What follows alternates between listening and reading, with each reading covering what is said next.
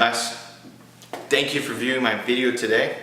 I'd also like to thank you for giving me an opportunity to introduce myself to all of you. When I was considering the most effective way of introducing myself to you in the limited time that I have, I decided that that was best accomplished through using one of my favorite pastimes as a way to describe the type of person that I am.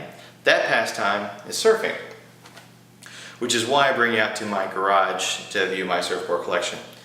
So, before I get into surfing, I think that it is important to give you a little bit of my personal background to help you understand how surfing became such an important part of my life.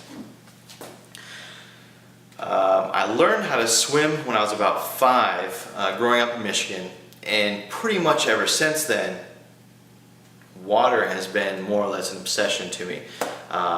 I remember spending a majority of my summer vacations swimming in pools, lakes, rivers, pretty much anything wet I had to get into. And then growing up, beyond that, I got into other water sports. I got into canoeing, wakeboarding, water skiing, and so on.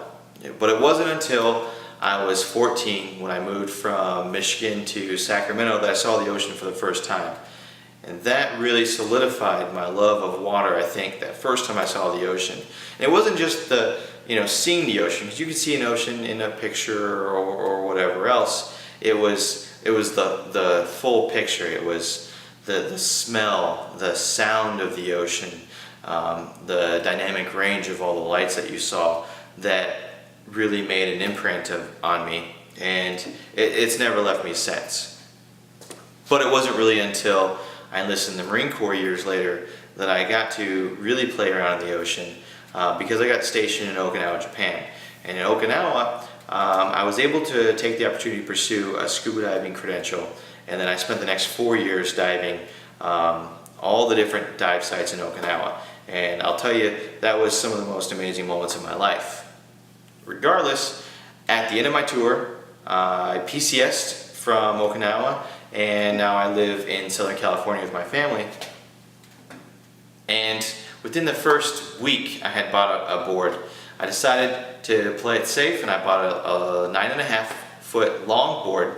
And like everything else I do in my life, I jumped right in, and within the month after that, I had broke my first board. But it did teach me a couple of valuable lessons. First of all, it taught me that it's important to know how to repair your own boards because you save money and you're able to get out there quicker than waiting for the turnaround of somebody else to repair your boards for you.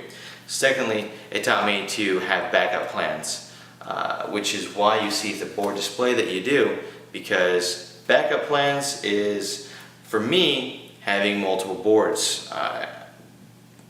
This was a backup to my 9.5-foot board, this was the backup to this board, and so on and so forth, till I had a different board for every situation and a backup ready to go in case any board was broken or not perfect for the situation.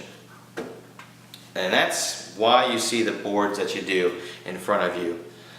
Now, as far as my love of surfing, it's tough to describe how surfing is such a fun thing for somebody who hasn't been, other than to describe the feeling you get when you pop up on a wave for the first time and you ride through, which is one of the most amazing feelings in the world. The first time I did it was certainly memorable, although nothing extraordinary.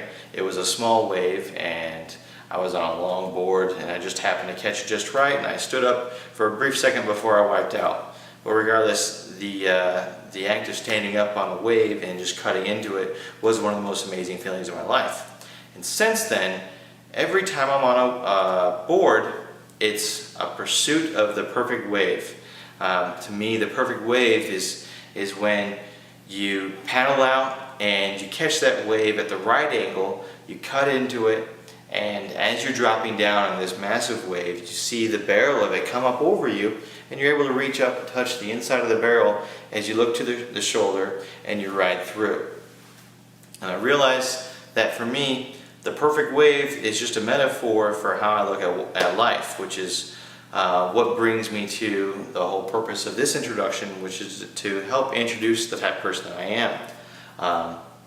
I look at life like chasing the perfect wave.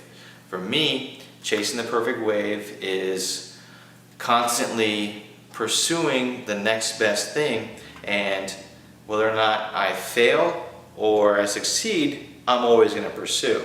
I break my boards often, just like I fail quite a bit, but that doesn't stop me from wanting to continue to pursue that next best wave.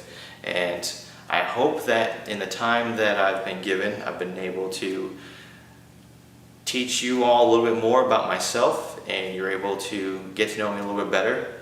And I'd like to thank you for this opportunity that you've given me to introduce myself, and I look forward to seeing all of you. Thank you for your time.